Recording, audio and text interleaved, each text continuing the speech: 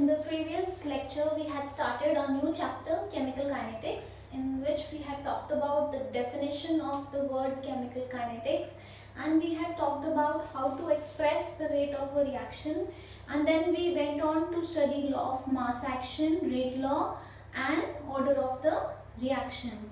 So in today's lecture we are going to talk about molecularity of a reaction, then we'll go on to differentiate between order and molecularity, and then we will look at some numericals, right? So we start with the first topic, that is molecularity of the reaction. ठीक है, जैसे एक reaction ले लेते हैं हम, H2O2 is giving you H2O plus half O2. So this is the reaction for decomposition of hydrogen peroxide. इसमें can you see there is only one reacting species. So this is a unimolecular. Uni means single. ठीक है, तो molecularity reaction of the reaction क्या है? Molecularity, it is the number of reacting species that collide with one another to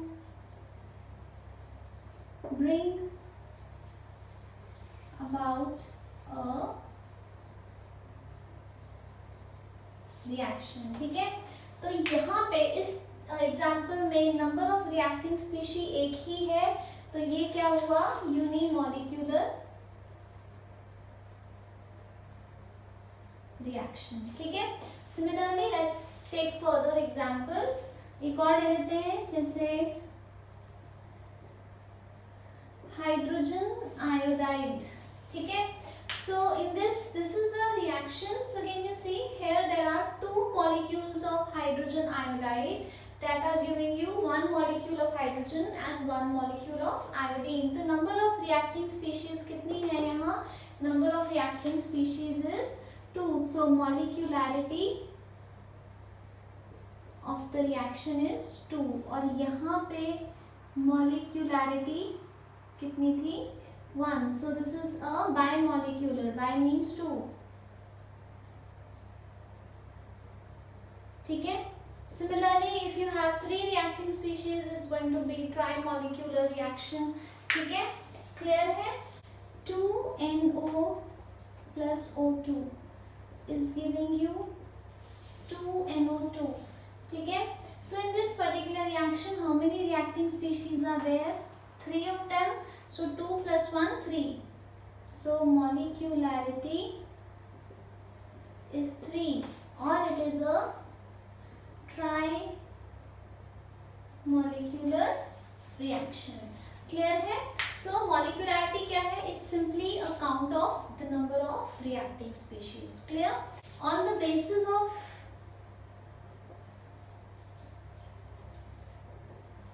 number of steps in which a reaction occurs, there are two types of reactions. You have simple reactions and you have complex reactions. Okay, so you have simple reactions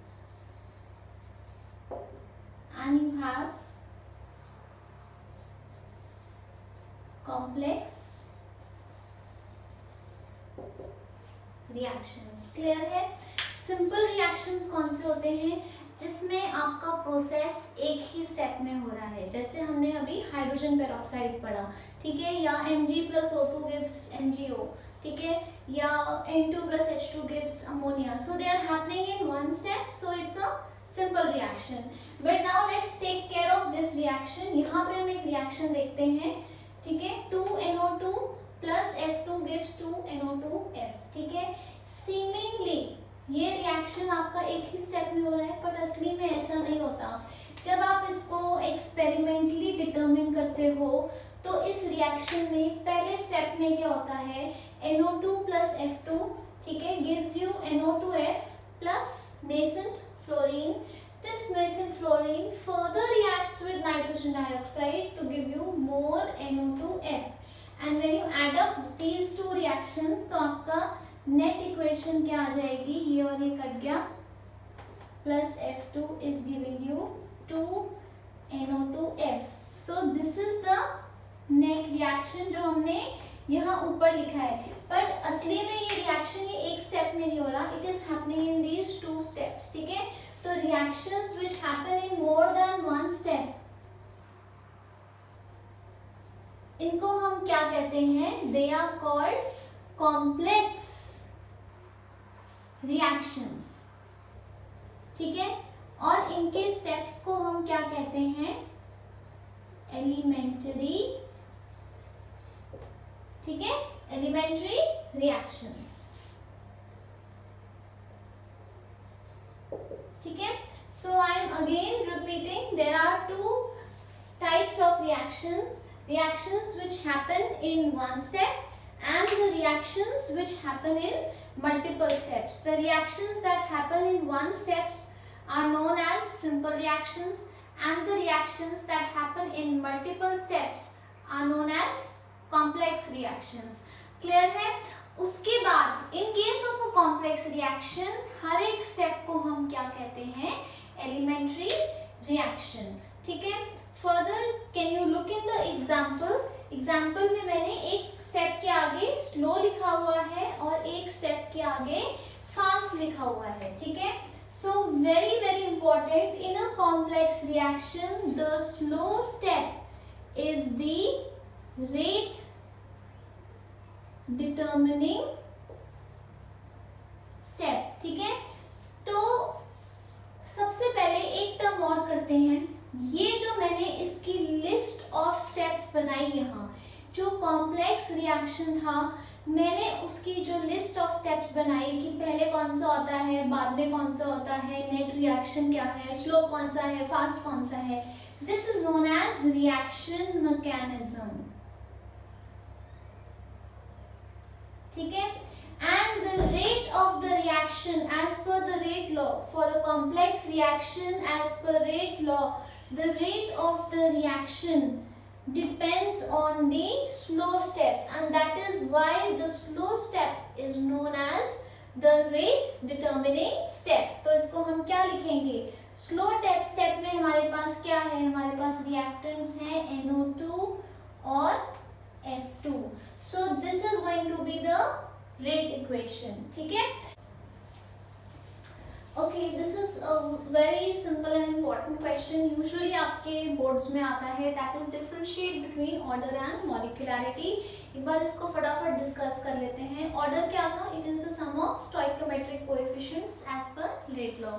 और मॉलिक्यूलैरिटी क्या था, it is the count of the reacting species. ठीक है, order आपका zero भी हो सकता है, जैसे हमने अमोनिया में देखा था कि जो rate of reaction was independent of the reactants, it was only dependent on temperature and pressure. ठीक है, मॉलिक्यूलैरिटी कभी जीरो नहीं हो सकती बिकॉज रिएक्टेंट तो चाहिए ही चाहिए, तो एटलीस्ट एक रिएक्टेंट तो होएगा ही.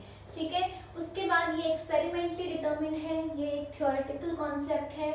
ठीक है, this is applicable to elementary that is simple and complex reactions. This is applicable to only simple one step reactions. ठीक है, उसके बाद ऑर्डर फ्रैक्शनल भी हो सकता है, हमने देखा था पिछले वीडियो में, और मॉलिक्यूलैरिटी है ये फ्रैक्शनल नहीं हो सकती. ठीक है, next now let's go on to the numericals.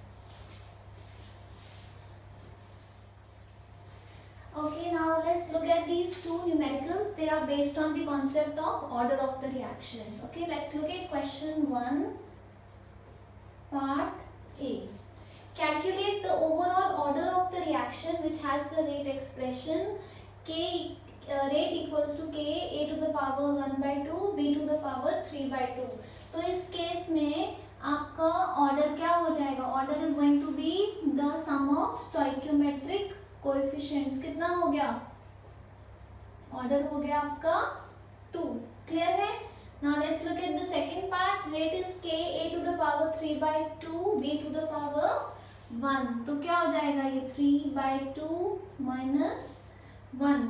ठीक है, ये कितना हो गया, this is going to be 1 by 2. Clear है.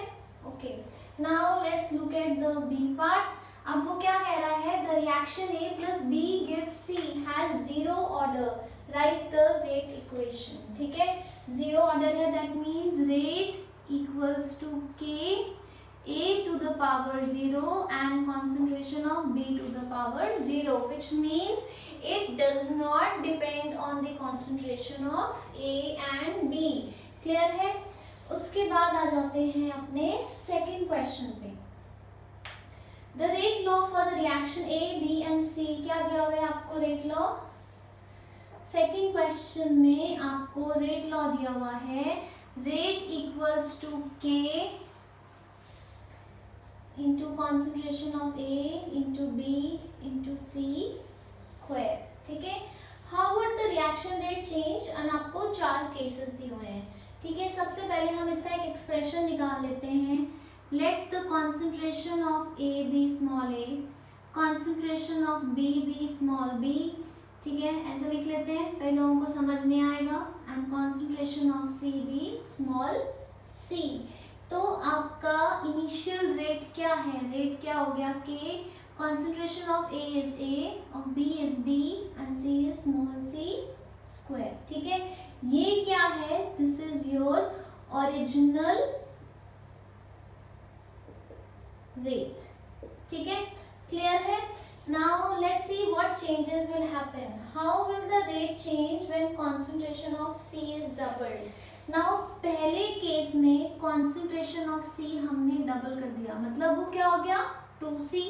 ठीक है, बाकी आपका ए और बी सेम है। ठीक है, तो वापस अब इसका रेट बनाओ। कॉन्सेंट्रेशन ऑफ ए कितना है, small A, concentration of B कितना है, small B, but concentration of C कितना है, अब ये डबल था तो 2C स्क्वायर।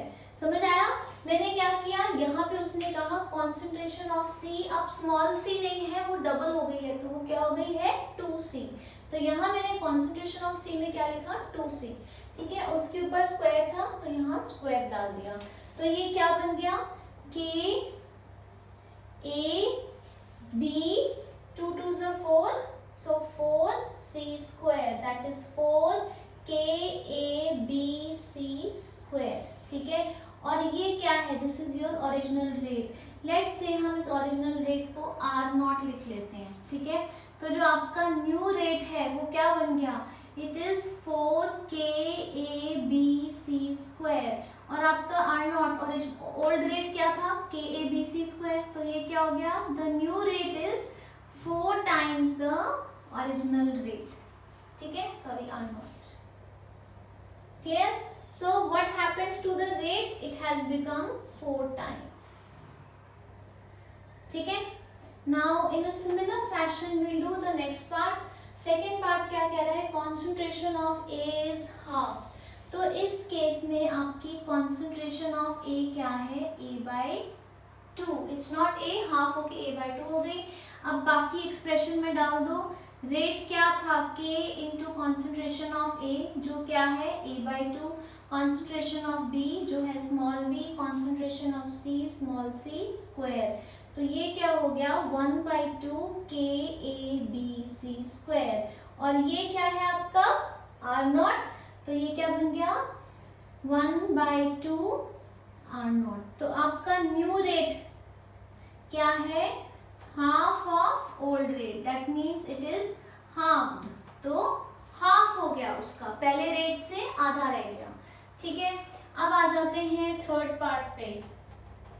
थर्ड पार्ट क्या कह रहा है, बोथ B और C की कॉन्सेंट्रेशन डबल हुई है, that means B is 2B and concentration of C is 2C।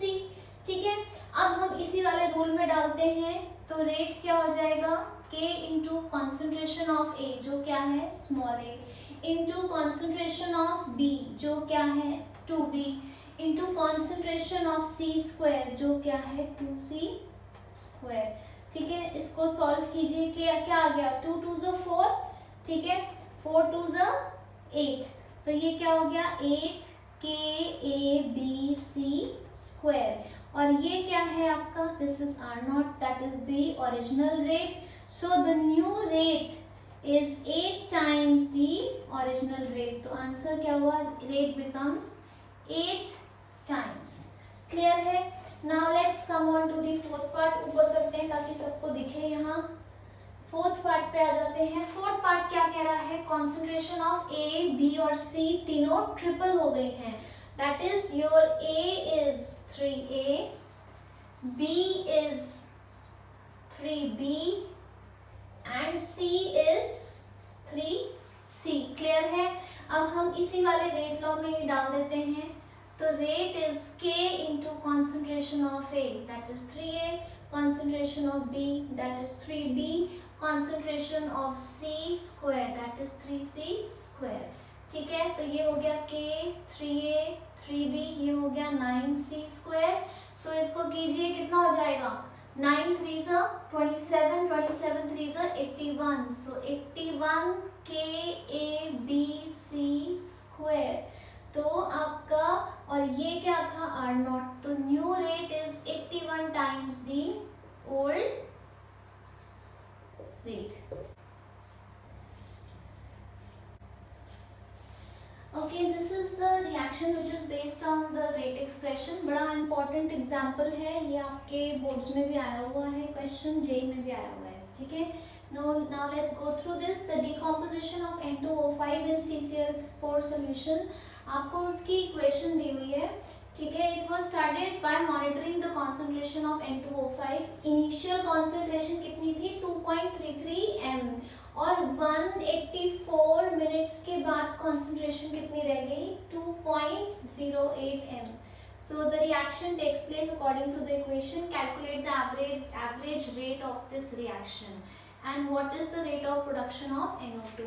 तो रेट एक्सप्रेशन क्या हो जाएगा इसका? Rate is going to be -1/2 into change in concentration of N2O5, ठीक है, over delta T, which is going to be 1/4 into change in concentration of NO2 over delta T, and that is going to be change in concentration of O2 over delta T. ये तो इसके rate expressions हो गए.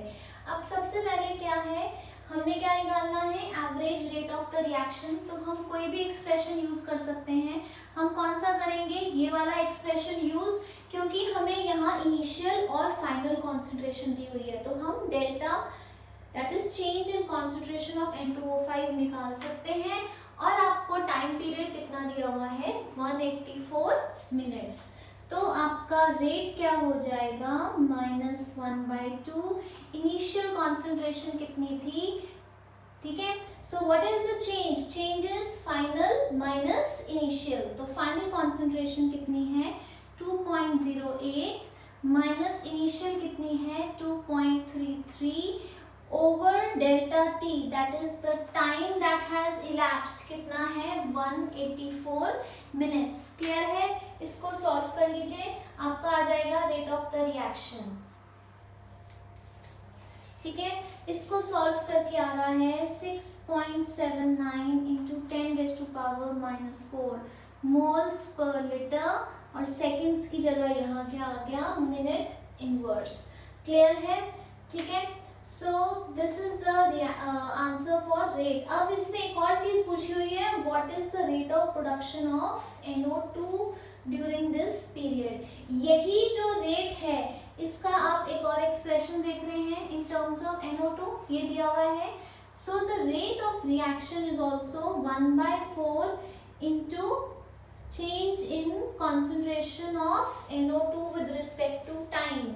ठीक है, तो आपका rate कितना आया था यहाँ? 6.79 इंटू 10⁻⁻4 किसके बराबर है? 1/4 of change in concentration of NO2 with time. ठीक है, यहाँ मैं 184 क्यों नहीं लिख रही हूँ? क्योंकि मुझे ये पूरा ये निकालना है, that is the rate of production of NO2. मतलब ये पूरी टर्म इकट्ठे निकालनी है, इसलिए यहाँ 184 लिखने की जरूरत नहीं है.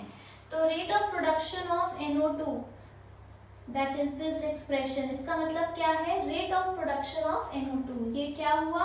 4 ऊपर चला गया, 4 इंटू 6.79 इंटू 10⁻⁻4 -4। इसको आप सॉल्व कर लोगे, आपका आंसर आ जाएगा। ठीक है, इसका आंसर आ रहा है 2.72 into 10⁻⁻5 moles per liter minute inverse. So this is the rate of production of NO2। ठीक है, बहुत सिंपल सा क्वेश्चन है, but it is very important from your exam point of view. Thank you.